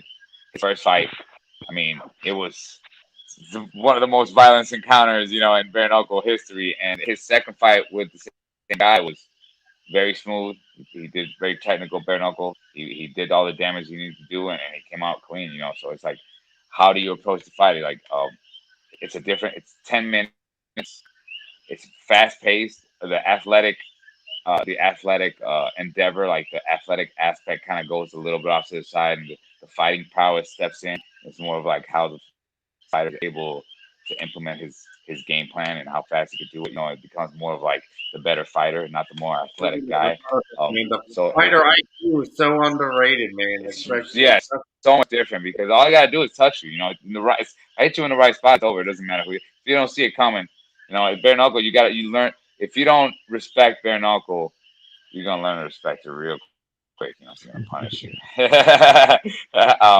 So like, if you don't respect this, I always say, like, dude, if you don't respect the sport, she's gonna fuck you up. I always tell people like, hey, Elvin, hey, bare knuckle's cool. Like, I'm like, dude, you can get hurt, and this sport's not for everybody. You either belong here, or you don't. And then when you go in the back, you know who belongs here or not. It's you either thrive or you sink real fast in this sport. It doesn't matter if you're a veteran and you're respected wherever you come from because when you come in a bare knuckle, you're 0-0. You're an amateur. You really don't know what you're getting into. Until after you've gotten out of your first fight, you actually know what you're getting into. You might have a good idea. Like I had a good idea what I was getting into, and I was like, yeah, it was kind of close to what I was getting into, but it was a lot more raw than I expected it to be. And like the pain is, like, you don't have pain in a MMA fight or a boxing fight. It's like it's real. It's raw and it's like every punch is damage. You get raw every time. You're fighting really strong. You're not fighting some bum on the street. You're fighting another trained fighter. It's not like a street fight. It's like it's like boxing on steroids. Every punch, everything it's like high stakes boxing. High stakes fighting. It's just every punch can finish the fight. It's interesting. I love it. That's what after my first fight, I didn't know if I was gonna do it or not again, but I went back home and I thought about it, and there was so many things that I thought about doing. It's like, oh, you could do this, you could do that, you could do that. Like, I'm gonna have to fight again. Let's do it. So I went back here again. This is my fifth bare knuckle fight, and I love doing this, man. I wanted to take it When as you far go as to I a can. vet, like when you go to a vet, like regardless we're talking about like MMA or bare knuckle, Like you get there and it's like you're hooked. The same thing is like when you're an athlete that competes in it. As soon as you get in there and you're able to kind of compete and like kind of let loose, like it's a different type of adrenaline, man. Yeah, it's completely different. Yeah. Now, You broke up there a getting little bit. ready to I didn't kind of, catch it. what was that? You broke up there at the end a little bit. I didn't catch what you were saying there at the end. Yeah, I was about to say getting ready to kind of wrap things up. What we typically do is kind of throw the proverbial microphone over you. Like anyone you would like to thank, your training partners, teammates, shootout, your sponsors, social media sites, any charities you're working with, anything like that. The time is yours, my Yeah, man. I gotta thank Scott, my buddy Scott. I gotta thank Go Management. I gotta thank Scallywag and Stripes because they always have my back. They've been longtime sponsors. They always back me up wherever I go.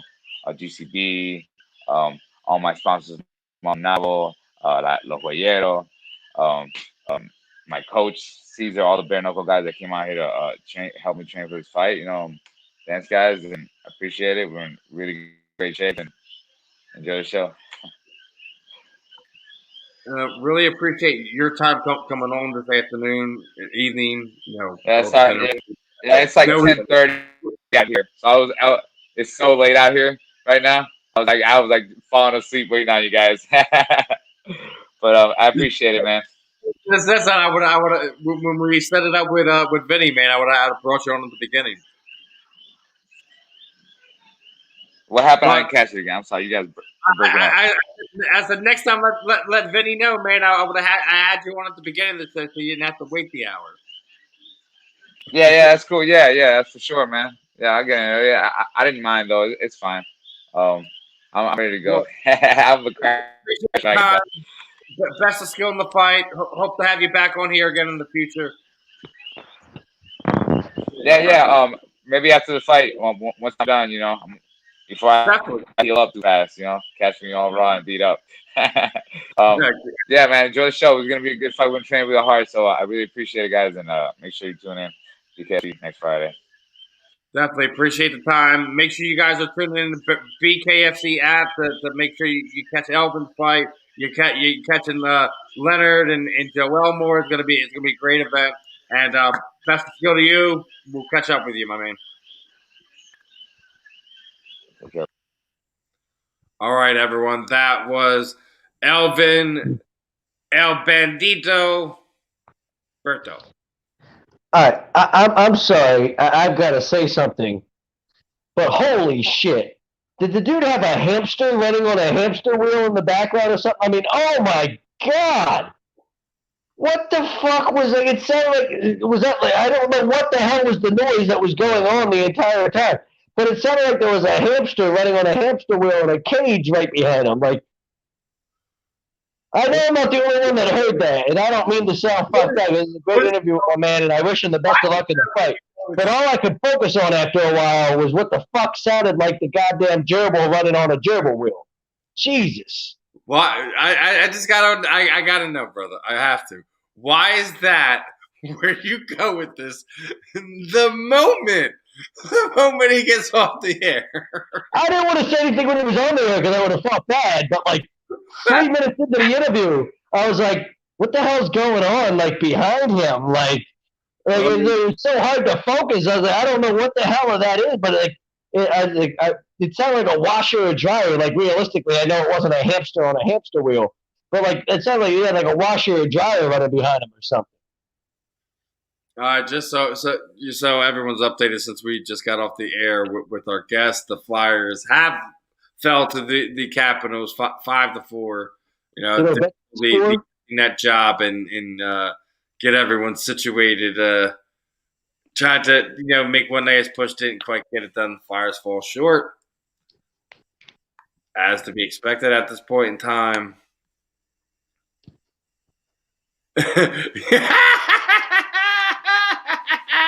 Yo, Elvin was letting you know, brother. I mean, hey, I'm with you, bro. I'm not trying to hate. Like Steven will tell you, I'm just a ball buster, and I try to be funny. But damn, like, it's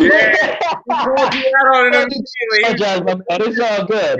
It was a good interview, nonetheless. I'm just a ball buster, but I was just trying to be funny. Like, gotta appreciate it. Stay tuning in. Being tired and all. Hanging in here with us as we get ready to wrap things up here in a few minutes shortly. Here, get our last kind of thoughts. On our weekend sports. And any other news and notes we want to touch on. As Zach was interrupting me as I was going through, we, again, going to be doing a giveaway. Has multiple things that we're going to be giving away.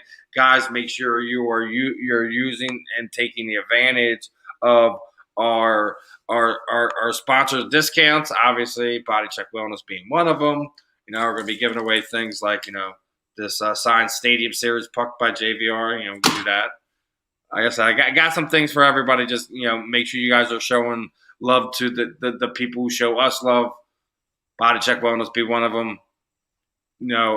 Tommy and the guy should be coming out with the announcement within the next coming days and about our other one, so we can get going with that. Make sure you're just showing me you use that code A2D. Show me your purchase receipt there, and we'll get your name entered in, and over the next month or so, we'll pick a few winners and stuff like that. And I'll obviously still be doing the other things I always do with our loyal supporters and stuff like that here on the Weekly Roundup. I know Tommy's got some things he's been waiting to unload the family. He's got some stuff when we hit our milestones as well. Zach, anything else sports related that you want to touch on before we get ready to wrap things up? Anything sports related that I want to touch on? No, I mean, I guess not anything that anybody else cares about. I mean, this is your show too. It doesn't matter if they care about it or not, brother. Well, You want to address something? You guys got some sports thing you want to talk? This is our show, man. This is our platform. We have to freaking talk about whatever we want. Yeah, well, I mean, nobody else cares. Well, I don't want to say nobody else because if like Rob Brinkman's watching, he bets on it. But it's been a really crazy start to the NASCAR season, and they got another race obviously tomorrow in Phoenix. But if you go and look at the winners of the first 4 races of the year, I bet you somebody like you will be like, who the fuck are any of those guys? Like, you'd have no idea who those people are. Like, it's been like Michael McDowell. Michael McDowell won the Daytona 500. Do you have any idea who Michael McDowell is? No, but isn't the point of us doing all this? The point is to educate not just the listening masses, but the A2D fan base. People. My thing is right now, like it's a slow time for sports right now, right? Like literally people over here trying to get me excited about watching spring training baseball. Like I give a fuck. Like it's spring training baseball. Like I'll watch come like the regular season. Like it's spring training baseball. I'll check out, a couple like things here and there, but outside of that, I don't need to watch a full spring training game. Like I just don't, right? Like the NBA, you can't tell me the NBA is not watered down.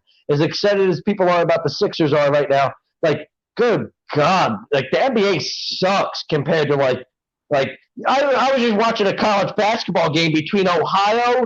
It was Ohio against like fucking like Miami of Ohio or something. And it was way more exciting than any NBA game I've seen at any point in the past, couple of years. Like, the NBA is just so fucking watered down. It's so boring most of the time. That's why we get so excited about a guy like Embiid, right? Like a guy like Embiid that likes to, kind of talk a little shit. And when the All-Star game's going, let's be honest, NBA All-Star weekend sucked. Like, it absolutely sucked. And perhaps the most entertaining part of the entire weekend was Joel Embiid over here tweeting about how it's a Mickey Mouse All-Star game and shit like that.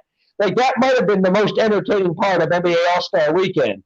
Was like, at least we have Joel Embiid in his tweets because this fucking sucks otherwise. Holy shit. Here you go. It's Ohio against Buffalo. I'm watching Ohio against Buffalo in the MAC championship game of college basketball, and it's more entertaining than any NBA game I've seen all fucking year. Like, let's be honest right now. That's just where I'm coming from with this shit. So when you're talking about sports right now, let's be 4 for 4. Right now is the time of the year where the PGA Tour has been really, really entertaining the past few weeks. NASCAR has been entertaining since the start of the year. And I'm sick and tired of hearing all these fucking Neanderthals in Philadelphia that want to sit here, and I hope Tommy's listening, right? And they want to sit here and drag their knuckles against the fucking cement and be like, if it's not 4 for 4, then why the fuck do I care? I don't know, because I like to be fucking entertained. And if you're not entertained by what's going on in the sport, like a monkey wrench into it, right? I guess you heard the rumors this week about the WNBA is going to be bringing back a franchise to Philadelphia, correct? Yeah, and then people are going to bitch about it. They're like, who gives a fuck? It's the WNBA. Can you all stop being a bunch of fucking, like really? Is this what we are like? Can you not be entertained by something? If tickets are $5 and you can go there and have a good time for $5 or $10 on a Wednesday night, fuck you. Go and take advantage of it and have a good goddamn time. You know you'll take your daughter there just because it's good to see. When you got a young girl, right? And like, hey, like you want to go like and encourage them. These are powerful women that are kicking ass in their profession, that are making a statement and being role model to other young women like them. Like you're going to be if there's a WNBA Philadelphia team, you would take your daughter to go see a game, right? Because just there's so much more to it than just it being a basketball game. My daughter was a big basketball fan like that, dude. It wouldn't matter. Listen, this whole thing, like, so what? It's a WNBA. Like, listen, I come from like the combat sports world where the women fights are 9 times out of 10 more exciting than the men's fights. So yeah, listen, we all have our own thing when it comes to sports. What we listen to in music, what we watch when it comes to this. We all have our own flavor. So I'm not going to sit there. I just think the 4 for 4 argument, like when you get down to it, like at one point I understand that argument, but when you look at the 4 for 4 argument right now, like I've always been of all the sports, like the NFL obviously is what it is. Other sports that are deemed bigger in other places just because you deem that these are the 4 big ones here. That doesn't necessarily mean that's it. Like I've been pushing the envelope for combat sports where you're breaking it down like MMA, boxing, anything that kind of falls on. And you could legitimately make an argument that like at this very moment, sports like the NBA, the NHL, MLB, even, I mean, like things are so watered down with those sports that like ratings are so forth. Like everything's changed so much with those sports in the past 30 years that like sports like the MLS, sports like UFC, sports like NASCAR, all these other sports that have kind of come into the picture and have grown during that time. I just think it's really like the PGA Tour has obviously grown a ton in the past 30 years because of what the effect Tiger Woods had on the sport, right? So this idea to me that like I've got to sit here and like act as if like the 4 big sports, the main 4, right? The NFL, the MLB, NHL, and NBA, for some reason, because they're still the big 4, have this some sort of weight to them that like makes them more important than some of these other sports going on right now. I mean, I just think like you talk about the UFC. I mean, you can watch a UFC fight and be so much more entertained by watching like a UFC pay-per-view start to finish than you are by any NBA game that's going on right now. Like you really could like, and I'm not trying to knock the NBA, but like the days of watching Michael Jordan go head to head against the Pistons and you're like, yeah, like this is gonna be really entertaining shit. Like those days are done. Like I can't tell you the last time I was actually legitimately excited about an NBA game. Like, yeah, like, oh, okay, like it's gonna be cool. These 2 teams are playing. That'll be a fun game. But like legitimately excited? No. Like I was more legitimately excited about, Canelo Alvarez fighting Gennady Golovkin a few years back than I really was about an NBA game at any point recently. Like, if we're just being honest. I mean, you have to think about when you look at it, like outside of like the handful of franchises that have the majority of the bigger time stars. That's a lot of reason why it's watered down. That's why the fans don't really tune in because there's no real thing. you've taken things away from the game where you basically allowed the rivalry, so to speak, to die almost. I mean, the rivalries was probably the greatest things about them. I mean, I think, I mean, and that could be true, and there could be plenty of people that agree with that. But for me, like when I go watch a sport like the NBA, and that these guys need to go out there and fight each other every time they're on the court, field. Well, yeah, but it's not even that. I just think more that like why I brought up the Michael Jordan the Pistons thing is like there was like a certain respect that was gained when once you finally watched Michael go over that hump and like, oh wow, he finally beat the Pistons, right? Like because you watched him get his ass kicked by him for 2 or 3 years. Like you watched him, like physically get beat up and like have to like, physically and mentally overcome a lot to get over that hump. Whereas like now you watch a game and like the exact thing why people love Michael and they don't like LeBron because LeBron didn't get over that hump, so to speak. He ran away from it. Yeah, I mean, and there's people that hate him because of like the decision and all that. I mean, for me, that just kind of goes and shows you just kind of how much. One of those things, like when you made the choice, you lost part of the thing where people were saying, like, if you stuck it out and won that first one in Cleveland instead of going to Miami, right? Yeah, recruit a bunch of guys to come to you, right? And then he could have stayed in Cleveland and recruited free agents there. Me and the front office really don't see eye to eye on some things. I'm going to walk away. People probably would have respected him more for it, one, then they wouldn't be able to sit there and say, oh, well, he had a biased title and he had to go run to Miami to go win it. And then, all the subsequent, that the general media, the general public tear him down about. But even more than that, it's because Jordan went through the fires of the Celtics, went through the fires of the Pistons. He went through real fires where when LeBron went through fires. But not only did Michael go through those fires, he went and found another fire company to fight him with. Yeah, but not only did Michael go through those fires, right? Like we watched Bill Laimbeer and Dennis Rodman like kick his ass for a couple years, right? Like we watched LeBron get like breathed on. Like we watched Lance Stevenson blow in LeBron James's ear for an entire 7-game series, and we watched LeBron get thrown off his game because Lance Stevenson played mind games with him the entire time and threw him off his game. Like, are you fucking kidding me right now? Like, we watched LeBron fucking flop to the ground when somebody breathes on him the wrong way. The most thing that LeBron has given the basketball recently was the anti-flop rule. Thank you. Yeah. Like, how do you have a guy that literally, and we're not even, like, this isn't even like us being like, literally, LeBron is probably, like, we're not even saying probably, that's how you say literally, right? Literally, take everything out. Literally, LeBron's the most dominant physical presence we've ever seen on a basketball court. And you've got the dude flopping to the ground when somebody barely touches him. Like, how in the hell, like, that kills the sport. I mean, it's just one of those things. Like it's just something that's laughable. Like you sit there and just shake your head at it. You're like, how is this guy the face of the sport all of a sudden? Like Michael got his ass kicked by Bill Laimbeer and Dennis Rodman and all these guys for years, and that's what helped grow the sport, and you respect it. Here's the thing: you look around there in that era, any one of those guys could have took that torch from Michael and carried it. Take away LeBron. Kobe, I guess, became that guy, right? Kobe was kind of the guy that took that torch and was like, "Hey, it's my league now. I'm the guy." All right, but that's one. Like, there was multiple guys that could have took it from Michael, right? Yeah, he was the first guy to kind of grasp that opportunity and be like, "Hey." Say Steph Curry and Kevin Durant are kind of the guys for LeBron in this era that are doing that? Well, you know what's funny about that is like people talk about LeBron. Like when everything's said and done, people are going to talk about LeBron. Oh, he's the greatest player of his generation.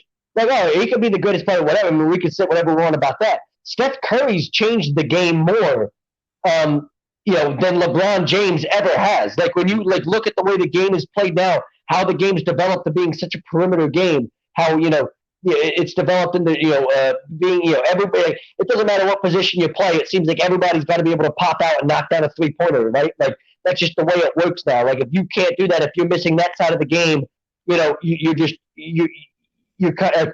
It's just you could be a good player, but you're always going to be held back from being an elite player, right? Like that's kind of where the game's at now. It's almost like baseball, where it doesn't like.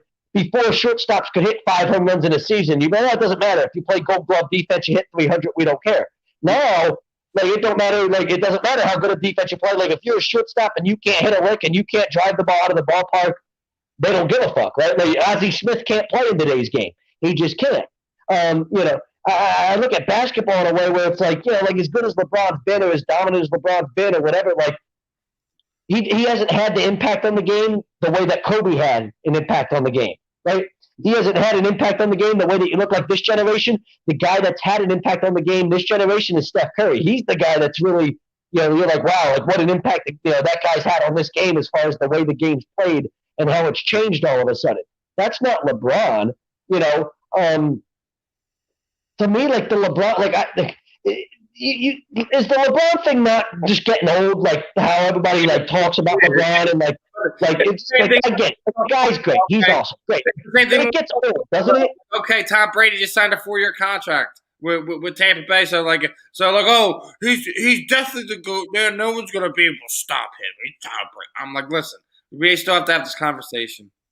Get it? He's like one of the greatest guys of the past decade. Get it? I got you. But even Brady, I mean, you could make the argument of like how Brady, when you watch all of the like, he's won, Super Bowls over the past 20 years. I mean, you could look at each of those Super Bowls and be like, this guy's done it differently each time, right? Like you could watch like the game is like adapted with Brady almost. Like, hey, his defense has carried him to those first few, and if Adam Vinatieri wasn't the most clutch kicker in NFL history, maybe he doesn't have those first few. But then as you get kind of like later on into it, you're like, then it gets to a point where you just watch like Tom Brady, like the professor, right? Like Tom Brady, like the magician. Like it's like the guy that's like, what? Like this guy is just, he's such a, it was almost like watching Michael in his prime, right? You're like, this guy is such a special breed of awesomeness that you're never going to see this type of thing again from a guy.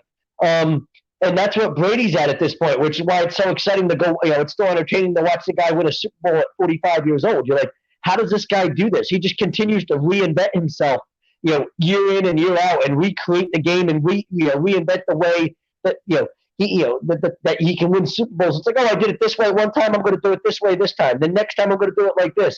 I've done it with great defenses. I've done it with great receivers. I've done it with really nobody around me. Now I'm going to go to Tampa and have more talent around me than ever, and I'm going to bring it to a franchise that just they're not really used to this sort of thing.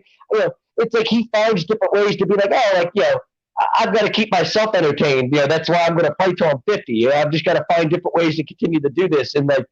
Continue to be like a freak of nature and just make people go, shake their head and be like, how is he doing this? That's what to me is like, it's so awesome about Brady. LeBron's never had that effect on me. Like, it's almost like to your point, like LeBron would have had that effect if he would have stayed in Cleveland and found a way to do the impossible. And, it's also sad that the American, the American public, the national media, etc., like just kind of rips him apart for that one thing. That one. I mean, technically it's not that one thing, but it was the one thing that kind of started the trend of the LeBron hate because he was beloved to that point. If people remember. Well, and listen, I think these people that try to make it out like he didn't have anything in Cleveland, so he had to leave. I mean, the dude was the number 1 seed in the Eastern Conference, and he lost to underdog teams twice. I mean, you want to talk about playing with nobody. Dwight Howard was playing with nobody in Orlando, and he found a way to beat LeBron James, who was playing with nobody in Cleveland, right? So, like, LeBron's the top seed in the East with Cleveland, and he finds a way to lose the Eastern Conference Finals to Dwight Howard in Orlando and let them go to the NBA Finals, and things like that. And you're kind of like, this idea that I get it. Like, yeah, LeBron's awesome. We all get like how great LeBron is, but these things like we kind of like maybe looked into this idea of too much of like, oh, well, like LeBron had to leave Cleveland to go somewhere else and win because like Cleveland wasn't going to give him enough. Like, what else did he need there? Like, the guy was the best player in the world there. He had Anderson Varejao, like, who wasn't a bad big man. It wasn't like the dude, was playing with absolute scrubs. Did he have superstars around him? No, but like, neither did did Dwight Howard have superstars around him when he beat LeBron in the Eastern Conference Finals to go to the NBA? No, he didn't. So, like, I don't know. Like at some point, it's like I'm tired of sitting here playing this game with LeBron when we have to do this every fucking year. How many times do you have to end up with LeBron has never at any point in his career won anything without having somebody of. You've never looked at a team that LeBron's won a championship on it, and there's always been at least one guy on that team where you go, that guy's at least he's an all-star too, right? Like, he's at least like, you look at that guy as a player and you're like, wow, what a great player that guy is too. Like, LeBron's a great player, that guy's a great player. Like, he goes to the Heat, you're like, Dwayne Wade's a first ballot Hall of Famer. That's how good Dwayne Wade is, right? Like, Chris Bosh is going to be a Hall of Famer, right? You're playing with two of them. As much as, he went back to Cleveland, he wins another championship there. Kyrie Irving is, good Lord, like, yeah, Kyrie Irving's annoying. He drives me crazy. I want to punch him in his stupid mouth. I think he's stupid. He's a lot of stupid shit with him, the flat earth and all this shit. But is Kyrie Irving a bad player? No, Kyrie Irving's a really, really good point guard in this league, right? So, like, there's certain things, like, about that team. Like, Richard Jefferson was on that Cleveland team. Like, you're talking about, like, great role players that LeBron had to go beat that Warriors team that everybody, the greatest thing I've ever seen, LeBron beating that Warriors team. Like, what? Like, as if LeBron didn't have great players playing with him at all times. Like, and we could sit here and say that's the league now. Well, that wasn't the league until LeBron really made it the league, though. Was it? Like, that, that wasn't really the way the league worked until LeBron went to Miami and said, okay, this is how the league's going to work now. Then once he did that, it's like everybody was like, okay, that's how the league goes now. Like, this is just the way it works. But he goes to Miami, and what happens his first year in Miami? They lose to a Dallas Mavericks team that is literally like the anti, like, modern day NBA, right? Like, they've got one star, one guy, Dirk Nowitzki. When your second best player is Jason Terry, that team's not supposed to win an NBA championship in today's NBA.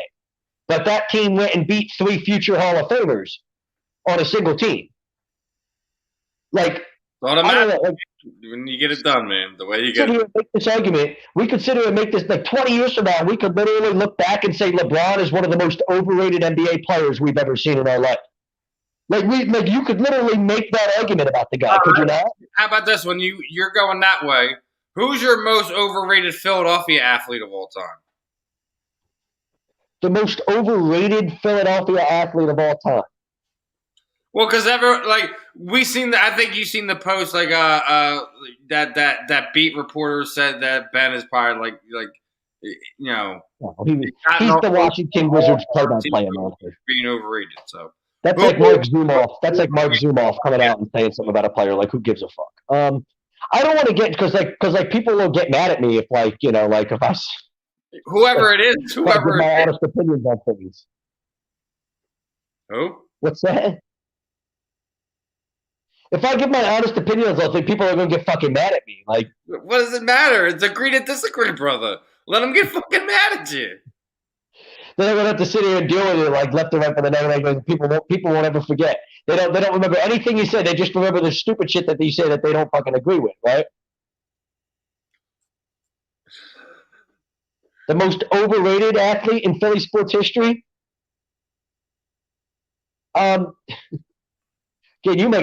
Chase Utley is a pretty overrated athlete in this city.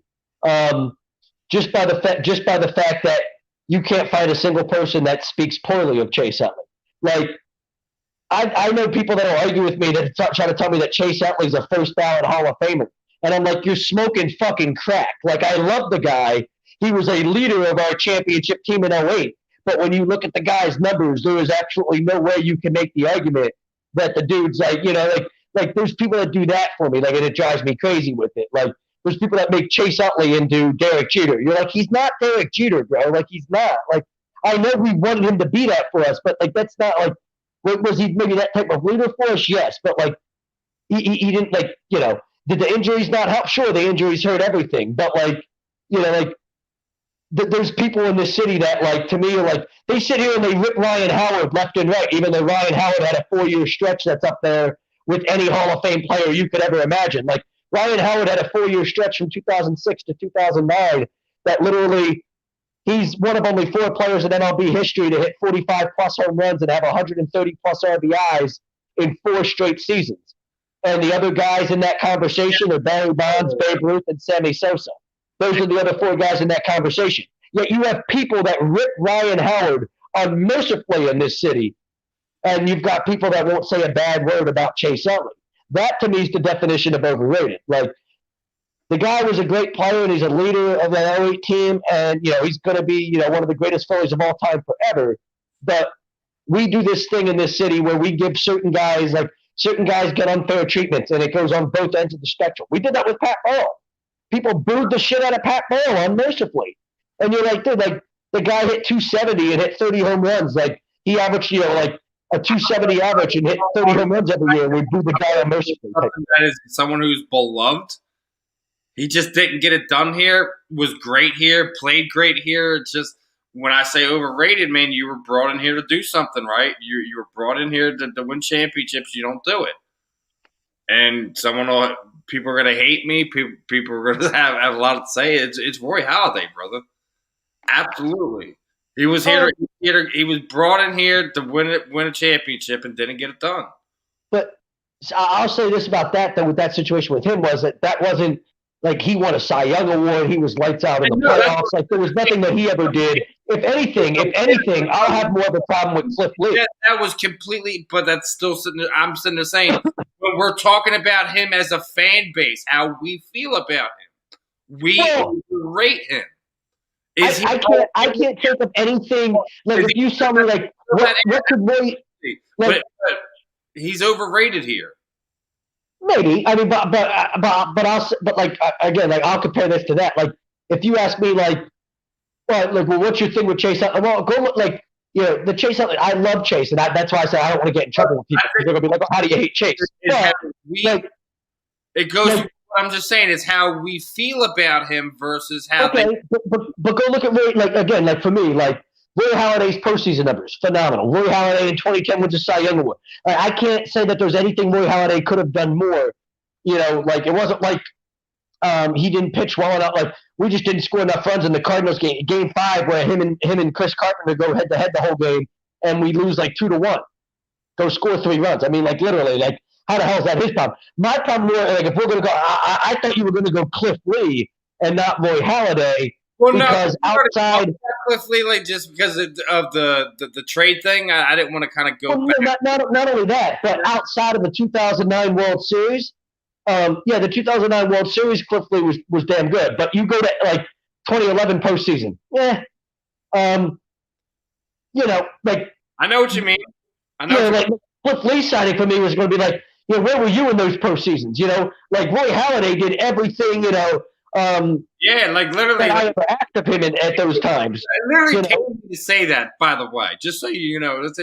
It's not just it was one of those things that you just come to the easy conclusion. It was just how we feel about him versus everything else.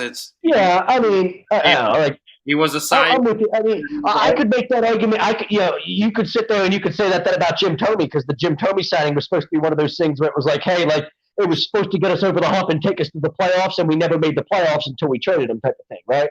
But was that because of Thome, or was there other things that went into that? I remember going into 04, dude, we were literally a starting pitcher away. You needed a legitimate starting pitcher. And we go and get Eric Milton. Eric fucking Milton. Are you fucking kidding me? That's who you go and get me. You go and get me Eric Milton. 2005, we need a starting pitcher. You go and get me John Lieber. John fucking Lieber. Are you kidding me? Can I get, good Lord. Can I get, somebody legit here, that would have, been the actual thing to get me over the hump, and we just didn't. So, I mean, I don't know, But if you want to just talk about results, I mean, we definitely. How do you win a World Series in 08 without Roy Halladay, without Cliff Lee, without Roy Oswalt on that roster? Yet somehow you don't win another one at any other point in the next 5 years. It's rough, man. It's a rough one, but we're gonna get ready to wrap this one up as we're pushing up against it here. 2 hours flies by fast sometimes, my friend. Sometimes. But we'll be back next week, same time, 8 p.m. Eastern here on A2D Radio. Going to be talking to one of professional fight league fighters, and going to be talking Philly sports, all sports. So, guys, make sure you're tuning into the next programming. I believe In This Very Ring is about to be popping on. Make sure you guys are checking that out. We'll be back next week. Make sure you're showing love to all our programming. We'll catch up with you.